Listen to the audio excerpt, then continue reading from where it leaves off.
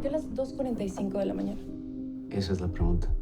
Los Habitantes es la ópera prima del mexicano Homero Bueno. Este lugar está maldito. Una historia de traumas, fantasmas, amnesia, terror. Emiliano es un hombre que regresa a Monterrey con su pareja y la hija de esta. Años antes había sufrido un accidente por el que entró en coma y estuvo al borde de la muerte. Todavía me siento mal. ¿Con quién hablas?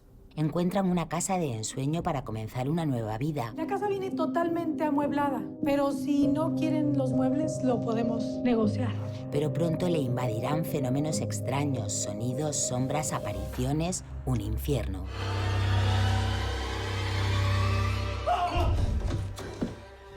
Emiliano, ¿qué pasó? ¿No la viste? Asustado por su salud mental, buscará ayuda médica, pero ni aún así logrará hallar respuesta a sus misteriosas vivencias. Están sucediendo cosas muy extrañas.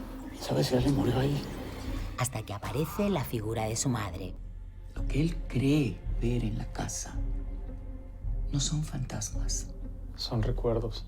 Un pasado trágico renacerá en un lugar en el que el protagonista deberá convivir con sus fantasmas olvidados. Hay algo que no te he dicho. Y sobre todo con un dramático secreto. Márcame. Necesito saber qué chingados está pasando. Los Habitantes, protagonizada por Jorge Luis Moreno y Angélica Aragón, se desarrolla en un espacio misterioso y frío donde reinan los fenómenos sobrenaturales. Me está volviendo loco, ¿verdad? Es que no pueden ser fantasmas. Yo no creo en fantasmas.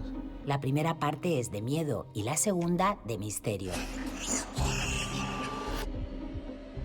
¿Ina, eres tú?